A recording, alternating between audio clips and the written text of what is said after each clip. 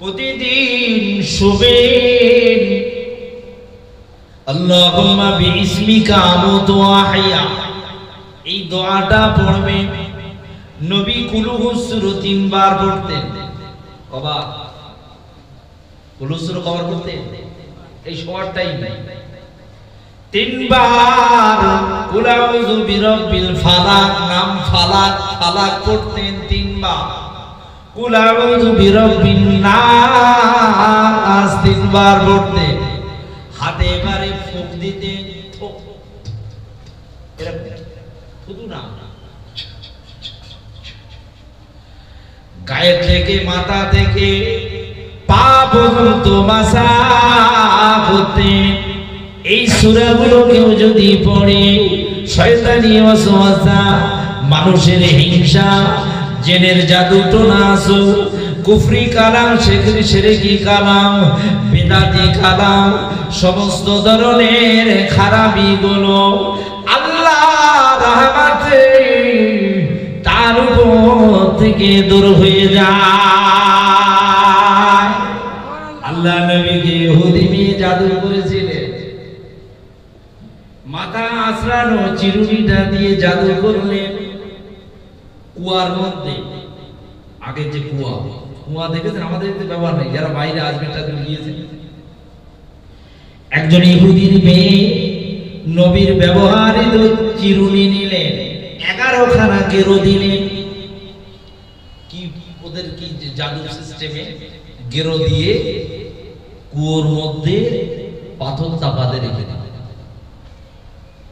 আল্লাহ নবী অসুস্থ হয়ে গেলেন, ভুলে যাবে কোন জিনিস একটা বলছে, পরে কোন যেন ভুলে যাবে, মাথা ঠিকঠাক কাজ করছে না, শরীর অসুস্থ।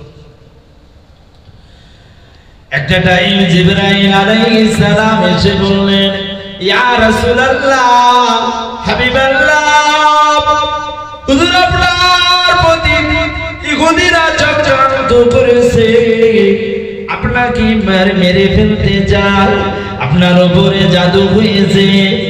আপনার জাদুটা কুয়ার মধ্যে আপনার ব্যবহৃত চিরুনি দিয়ে 11 খানা গেরো বেঁধেছে।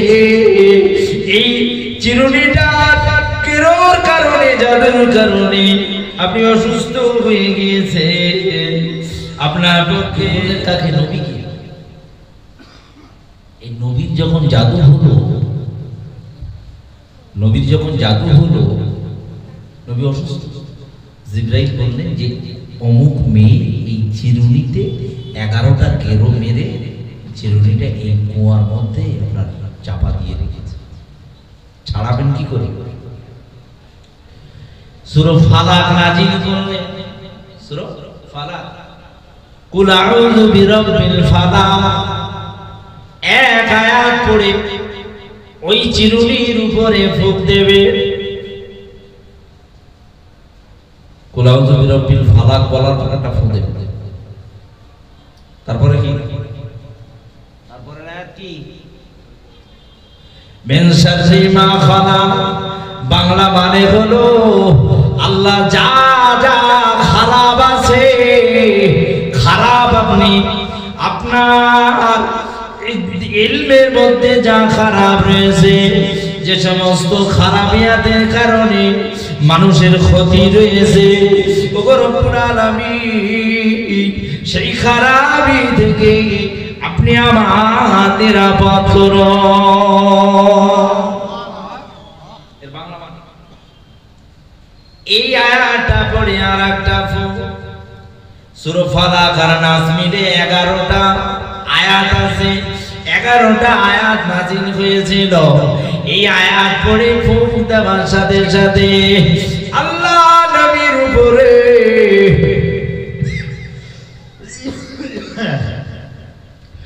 এই জাদুর যে ক্ষতি আল্লাহ পাক দূর করে দিয়েছেন।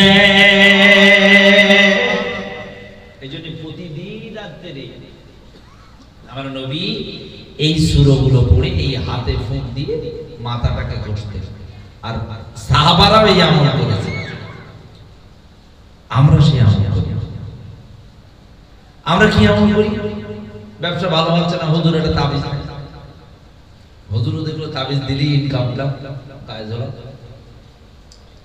কেউ যদি এই আমলগুলো করে তার ব্যবসায় বরকত, বাড়ির বিপদ, সংসারে অভাব অনটন, রোগ বালা, জাদু টোনা, লোকের হিংসা বৃদ্ধি, যাবতীয় ক্ষতি দুনিয়া সবগুলো এই আমলের দ্বারা নষ্ট হবে। আর কি ভাবে কোন সূরা কেউ যদি 3 বার পড়ে আল্লাহ পাক তার আমলে নামায় পুরো কোরআন শরীফটা এক খতম তেলাওয়াত করলে যে সওয়াব হয়ে যায়, ওই কোরআন সূরাটা 3 বার পড়ার কারণে আল্লাহ পাক তার আমলে নামাতে ওই সওয়াবটা লিখে দেবে।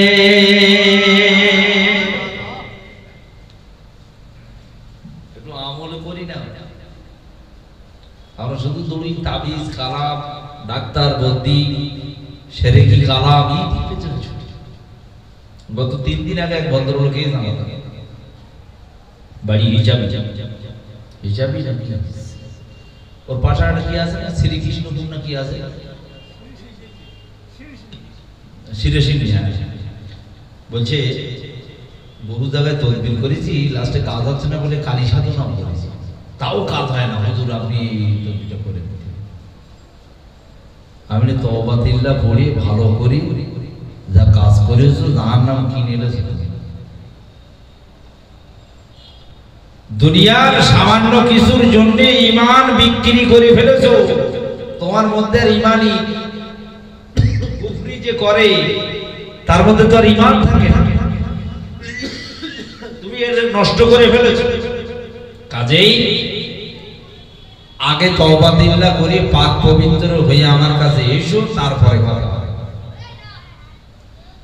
তোমার মনই তো গন্ডগোল হয়ে গেছে, মন তো শয়তানের উপর জুড়ে গেছে, শয়তান যখন জুড়ে নেয় তখন এই দুনিয়াটাই মনে হয় আমার কাছে বিরাট ব্যাপার।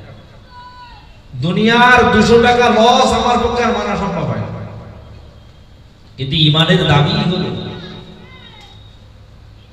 খয়রিহি ওয়া শাররিহি, দুনিয়ার যত ভালাই খারাপ মিনাল্লাহি তাআলা, আল্লাহর কাছ থেকে আসে। এই বিষয়টা আপনার নেই। আমি একটা মুসিবতে পড়লাম, আমি মনে করলাম যত বিপদকে আল্লাহ আমারই দিচ্ছে, যত বিপদ আমারই টের পাচ্ছে আল্লাহ। একের পরে একটা বিপদ, মানুষ একই বিপদ সহ্য করতে পারে না। আল্লাহ বলছে মুমিন মানুষের বিপদ নেই, এই কারণে দেখি এই লোকটা যা নামাজ কালাম পড়ে আখিরাতের মঞ্জিলে এসে ওরে যে জায়গাটা দেবো খুব বড় জায়গা, উঁচু জায়গা, জান্নাতের খুব ভালো একটা জায়গা ওরে দেবে, কিন্তু নামাজ রোজা ইবাদত করে ওই জায়গা পাবে না। কি করতে হবে? ওরে কিছু মুসিবত হবে, এই মুসিবতের কষ্ট পাবে, নামাজ রোজা সওয়াব আর মুসিবতের আরো কিছু সওয়াব পাবে। এই দুটোকে এক জায়গায় করে দিয়ে ওকে ওই জান্নাতের উচ্চ জায়গা দেওয়া হবে। জোরে বলুন না সুবহানাল্লাহ। তাহলে মুমিনের জন্য মুসিবত কি উপকার করে? দুঃখ কষ্ট মুসিবত মুমিনের জন্য ভালো না খারাপ? ভালো। মুসিবতের কারণে আল্লাহ তার মর্যাদা বাড়িয়ে দেয়, আখিরাতের মঞ্জিলে তার মর্যাদা বেড়ে যায়। দুনিয়ায় দৃষ্টিতে একটু হয়তো কষ্ট লাগে, কিন্তু আমরা বুঝি না, আমরা দৌড়চ্ছি তাড়াতাড়ি শিরকি কালাম, কুফরি কালাম, এ মাজার সে মাজার, এ মান্নত সে মান্নত। মান্নত তো তারাই করে যারা বোকা। মান্নত যদিও যায় আল্লাহর কাছে, মান্নত ছাড়া অন্য কোন পীরের নামে হোক, দরগার নামে হোক, অন্য কোন জায়গায় কোন ভাবে মান্নত করা যায় না, সেটা শিরক করে। মান্নত করার আগে বিপদ আপদ যখন এসে নিয়ম হলো আল্লাহর রাস্তায়, আল্লাহ আমি এটা তোমার রাস্তায় দান করে দিলাম, আল্লাহ আমার এই বিপদ তুমি দূর করে দিও। কিন্তু আমরা করি কি, আল্লাহ আমার এই রোগটাতে যদি ভালো হই তাহলে আমি এক মসজিদ লোক খাবি, রোগও ভালো হয়ে গেল, মসজিদের লোক খাওয়া দিকে 50,000 টাকা খরচ, সে টাকা পাবো না, এদিক তো মান্য করে বসে। এখন এই মান্যত আদায় না করলি মনে হবে না, কঠিন মনে হবে। চিটিংটা কার সাথে করা হবে? মান্যত আদায় না করার পর আল্লাহর সাথে চিটিং। আচ্ছা, আল্লাহর সাথে যদি চিটিং করি তাহলে কি মনে আছে, শান্তিতে থাকবো কোথায় মরার পরে? আল্লাহ পাক বলছেন, কোন গুনাহগার বান্দা যখন কবরের মধ্যে এসে যায়, আমি আল্লাহ পাক তার কাছে একটা ফেরেশতা পাঠিয়ে দেই। সেই ফেরেশতাটা এসে তার জীবনের আমলনামাগুলো হিসেবে নেয়। এমনকি লেখালেখি করতে বলা হয়। ওই বান্দাটা যখন ওই কবরের মধ্যে যখন মনে করে গুনাহ তো প্রচুর করেছি, তখন বারবার বলে আমি খাতা পেন নিয়ে আসিনি, খাতা কলম কিছু নিয়ে আসিনি। আল্লাহর ফেরেশতা বলেন, হাতের আঙুলখানা কলম বানিয়ে নাও, জিহবার লালাটাকে কালি বানিয়ে নাও, গায়ের কাপড়টা কাফন কাপড়টাকে খাতা বানিয়ে নাও, গুনাহগুলো লেখা শুরু করে দাও, সওয়াবের কাজগুলো লেখা শুরু করে দাও। পরপর পরপর করে যখন কাফনের কাপড়ে রেখে আল্লাহ দরবারে ওই ফেরেশতা গিয়ে রিপোর্ট দেয়, আল্লাহ এই বান্দাটা দুনিয়া জমিনে গুনার কাজটা বেশি বেশি করে ফেলেছে, সওয়াবের কাজ বেশি ততটা করতে পারি নাই। আল্লাহ পাক গুনার করে দেয়। ও জাহান্নামের ফেরেশতারা, জাহান্নামের যে সাপগুলো রয়েছে, এক একটা কবরবাসীর কবরে 99টা করে সাপ, জাহান্নামী সাপ ছেড়ে দেওয়া হয়। আল্লাহর সাথে যদি চিটিং হয়ে যায় তাহলে আমার আপনার জায়গা কোথায় হবে? বাবা, জাহান্নামের সঙ্গে না জান্নাতের সাথে সম্পর্ক হবে? কিন্তু আমরা অহরহ এই কাজগুলোই তো করে ফেলাচ্ছি। ইয়াহসাবু আন্না মালাহু আখলাদা, তার মনে ধারণা হয়ে যায় দুনিয়ায় আল্লাহ আমার সন্তান দিয়েছে, দুনিয়া জমিনে টাকা পেয়েছি, দুনিয়া জমিনে আমার সব কিছু হাসিল হয়ে গেছে।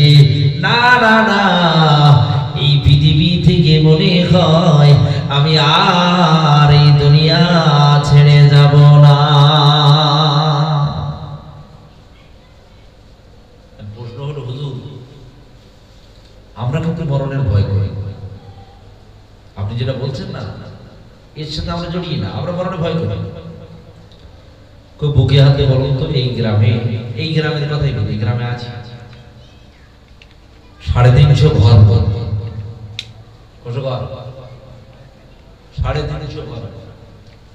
ভোটার কতজন আছে জানা আছে? মানে 18 হলে তো সবার লোক হয়, সেই ধরে জিজ্ঞাসা করছে, ওমা আদরাকা মাল হুতামা, ও নবী এই হুতামাটা কি আপনি কি জানেন? এই হুতামা কি আপনি জানা আছে নবী? এই হুতামা কি জানেন? আল্লাহ নবীকে প্রশ্ন করার পর আল্লাহ পাক উত্তর দিয়ে দিচ্ছে, এই হুতামা হলো সেই হুতামা নারুল্লাহিল মুকাদ্দা, এই হুতামাটা হলো জাহান্নামের অগ্নিকুণ্ড, যে জায়গাটার অগ্নিকুণ্ডটা হবে। এর পরবর্তী আয়াতগুলোয় বলা হয়েছে জাহান্নামের অগ্নিকুণ্ডটা এত উঁচু এত বিরিগত হবে, এক একটা বড় বিল্ডিং এর মতন জাহান্নামের আগুনের শীষগুলো তা উঠতে থাকবে, জ্বলতে থাকবে। জাহান্নামের আগুন, ও নবী এই জাহান্নামটাকে আমি কিভাবে সাজিয়েছি জানেন? 1000 বছর জ্বালিয়ে জ্বালিয়ে এই জাহান্নামটাকে আমি সর্বপ্রথমে একেবারে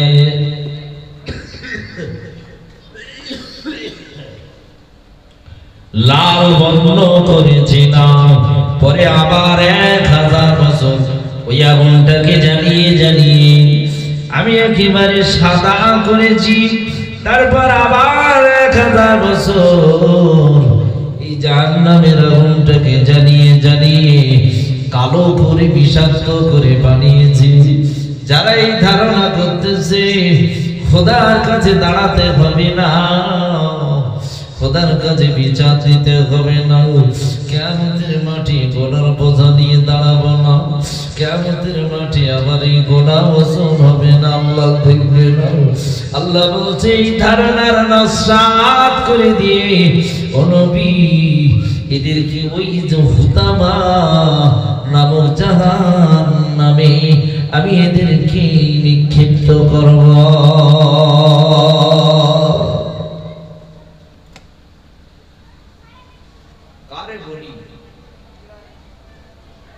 যত ওয়াজ মাহফিল আলোচনা যত হয় গোনা ততই বেড়ে। আচ্ছা বলেন দিদি, পাপ আগে বেশি হতো না এখন বেশি হচ্ছে? এখন বেশি হচ্ছে। এখন বেশি। গান বাজনা, মদ মাতাল, গাঁজা, থিয়েটার, সুদ, ঘুষ, অন্যায়, পাপাচার দিনের পরে দিন শুধু বেড়েই চলছে, বেড়েই চলছে। একটু দরুদ শরীফ আল্লাহুম্মা। জ্ঞানব্যাপী একটা মসজিদ রয়েছে উত্তরপ্রদেশে। কোথায় মসজিদটা? উত্তরপ্রদেশ। এলাহাবাদ হাইকোর্ট রায় দিয়েছে ওই মসজিদে গিয়ে হিন্দুরা, হিন্দু ভাইরা পূজা করতে পারে। তার মানে বাবরি মসজিদ চলে গেল, রাম মন্দির ওখানে হয়েছে, ও গল্প শেষ। সামনে এবারে আর একটা মসজিদ, বড় মসজিদ, বলছে ওটা হিন্দুদেরই জায়গা ছিল, মুসলমান জোর করে মসজিদ করে। আচ্ছা সাধারণ দুর্নীতি বলেন, মেনে নিলাম যে এককালে ওখানে শিব না কোন একটা কোন মন্দির ছিল বলছে, ওখানে শিব মন্দির নাকি মন্দির ছিল, এবং সেই জ্ঞানব্যাপী দেলের গায়ে নাকি সব সেই স্যাম্পল পেয়েছে, সব মন্দিরের যে মূর্তির যে ছবি টবিগুলো সেখানে নাকি কিছু প্রমাণাদি পেয়েছি। আচ্ছা বলেন তো, কোনো হিন্দু ভাইয়ের মন্দির যদি আমরা দখল করে নিই, ভালো করে বুঝবেন, হিন্দু ভাইয়ের মন্দির দখল করে নিলাম, এই মন্দির নেওয়ার পর সেখানে সুন্দর একটা মসজিদ করবে, আর সেই মসজিদে গিয়ে জুম্মার নামাজ পড়লেন, ইমাম সাহেব একটা কাবার থেকে আনলেন, কোথা থেকে? কাবা শরীফ থেকে একটা ইমাম আনলেন, আর জুম্মার নামাজ বড় করে সবাই গিয়ে হাজির হয়ে নামাজ পড়ে জিলিপি টিলিপি দিয়ে বেশ ভালো করে মোনাজাত করলেন। জুম্মার নামাজ হবে না? হবে না? হবে না। একজনা বলছে আর হবে না কেন? নামাজ হবে না কেন? আবার শরীফের ইমাম এসে নামাজ পড়িয়েছে। মন্দিরের জায়গা যদি জোর করে না, আপনার ক্যাপাসিটির বলে মন্দিরটাকে মসজিদ করে আপনি নামাজ শুরু করেছেন, জুম্মা পড়েছেন, কারণ জুম্মা, এগুলো পাগলের প্রলাপ ছাড়া কিছু না। আমরা মুসলিম জাতি, এ জাতি কোনোদিন মন্দির দখল করে সেই মন্দিরে মসজিদের নামাজ পড়বে, তার শরিয়াতই হচ্ছে নামাজ হবে না, তার ইসলামিক ল বলছে। অন্যের জায়গা বেশ কিছু কাল আগে, বছর আগে আমারে বললো যে আমাদের ঈদের নামাজ হয় মসজিদ, আমাদের ঈদের নামাজ কোথায় হয়? তো সব জায়গায় ঈদগাহ, আমাদের তো ঈদগাহ নেই, তারা ঈদগাহ করা হয়। তা আমার কাছে বললো যে ভাই একটা জায়গা আছে, সেই জায়গাটা ঈদগাহ করা হয়, জায়গা কার? বেশ, আমি ওখানে ঈদগাহ হবে না, বছরে দুবার শুধু নামাজ পড়বো, সেই জায়গাটাও কি হওয়া চায়? সলিড জায়গা, কারুর দখল করা জায়গা, কারুর নামের জায়গা আমি দখল করে সেখানে ঈদগাহ করে দিলে ঈদের নামাজ হবে? মুসলমানের লয় বলছে জোর জবরদস্তি করে মন্দিরকে মসজিদ বানিয়ে নামাজ হয় না। এখন এলাহাবাদ হাইকোর্ট বলেছে জ্ঞানব্যাপী যে মসজিদ আছে ওটাকে পুজো করা শুরু করে দেবে, কারণ ওখানে হিন্দুদের মূর্তির অনেক প্রমাণাদি পাওয়া গেছে। পৃথিবীর এই পরিস্থিতি, তৃতীয় বিশ্বযুদ্ধ, তিনটে বিশ্বযুদ্ধ বাঁধবে না নবী বলে গেছে। কে বলে গেছে? প্রথম বিশ্বযুদ্ধ, দ্বিতীয় বিশ্বযুদ্ধ হয়ে গেছে, বাকি আছে কোথায়? তৃতীয় বিশ্বযুদ্ধে শতকরা ৯৯ জন মরে যাবে। কত পারবে? ৯৯। রক্তের গঙ্গা হয়ে যাবে তৃতীয় বিশ্বযুদ্ধ, এমন ভয়ঙ্কর যুদ্ধ। সেই যুদ্ধ যতদিন না হবে ততদিন ইমাম মেহেদী বার হবে না। হাদিসের কি রাসূলের সেই ১৫০০ বছর আগের কথা। তৃতীয় বিশ্বযুদ্ধ যতদিন না হবে ততদিন পর্যন্ত ইমাম মেহেদী বার হবে না। আর ইমাম মেহেদী বার না হলে ঈসা নবীও আসমান থেকে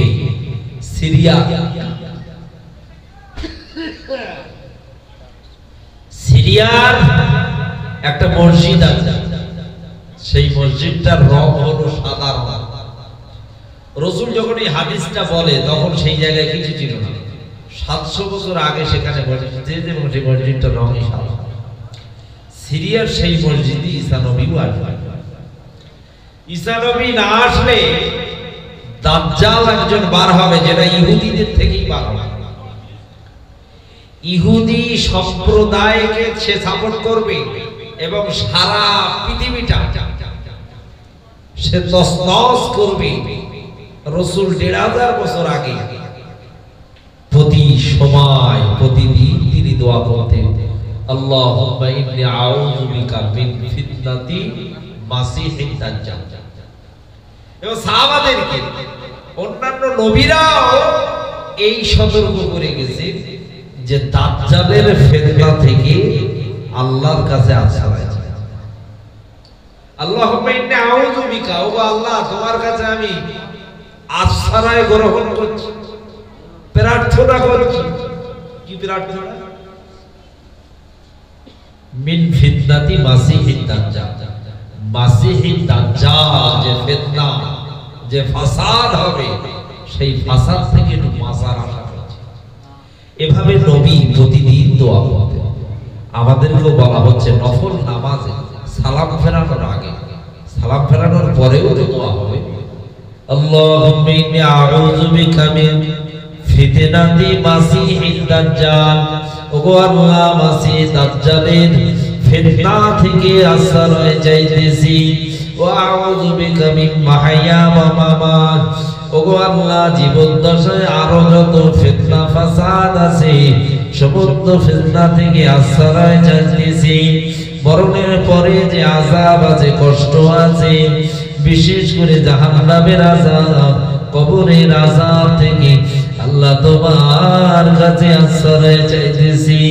এভাবে রাসূল তার সাহাবারা দীর্ঘ সময় প্রতিদিন করে এই আশ্রয় চেয়ে এসেছে।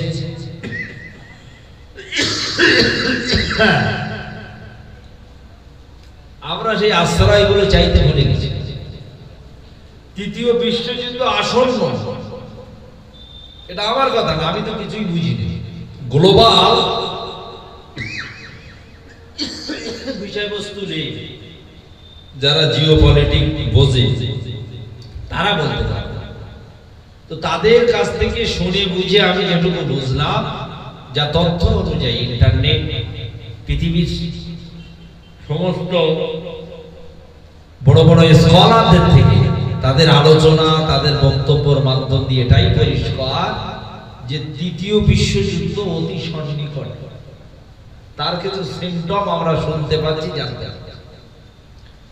এবং তৃতীয় বিশ্বযুদ্ধ শুরু হবে, তার প্রথম সূচনাই হবে ওই বাইতুল মুকাদ্দাস থেকে। তো তার কিছু সূচনা আমরা দেখতে পেয়েছি। এই পরিস্থিতিতে আমাদের করণীয় হলো আল্লাহমুখী হয়ে যাওয়া। আল্লাহওয়ালা হয়ে যাওয়া, বৈধ পথে অটল থাকা, আল্লাহর পথে অবিচল থাকা, এটাই এখন আমাদের করণীয়। কিন্তু বললাম কি, ওয়াজ মাহফিল, শান্তির আলোচনা, কোরআন হাদিসের আলোচনা যত বৃহৎ হচ্ছে, মানুষ আমরা তত পাপের দিকে ঝুঁকে যাচ্ছে।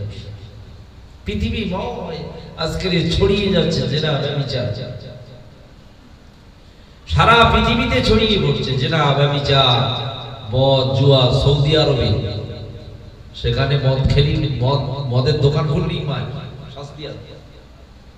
সৌদি আরবে কেউ যদি 100 রিয়াল চুরি করে তার হাত কেটে নেবে। সৌদি আরবে কেউ যদি হত্যা করে কাউকে, হত্যার সাজা হলো এরও হত্যা। জুম্মার নামাজ পড়ে বলে দেবে আজকের 3 জনের কত, এই 3টে লোককে লোক সমাগমের মাঝখানে তারে হত্যা করে, সব লোক দেখতে পাবে তার হত্যা। সেই সৌদি আরবে মদের লাইসেন্স,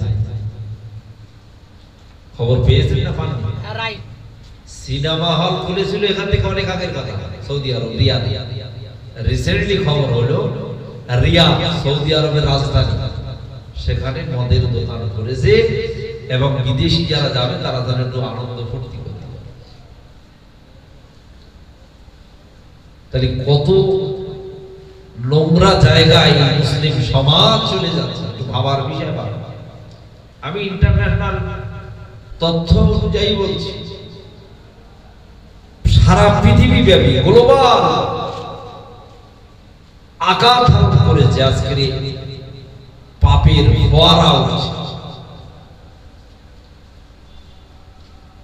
মদের দোকানে এখন যাওয়া লাগবে না, মদ খাবেন এখন অনলাইন বুক করা যায়।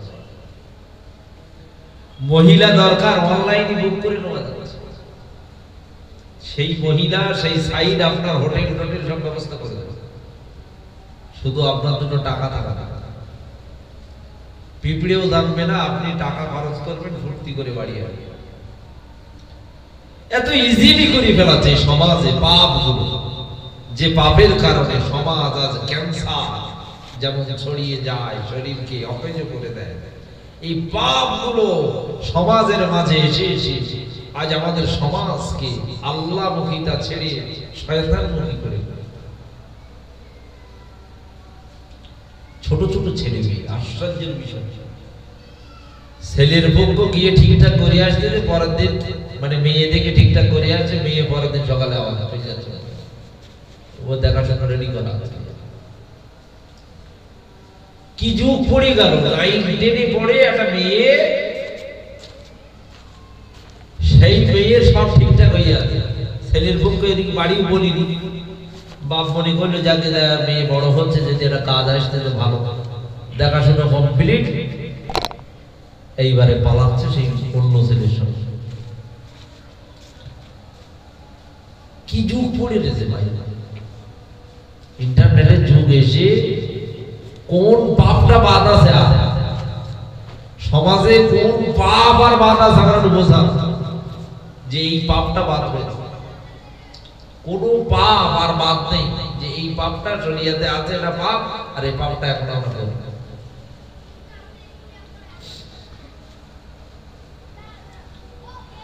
আজমির শরীফে চলে যান,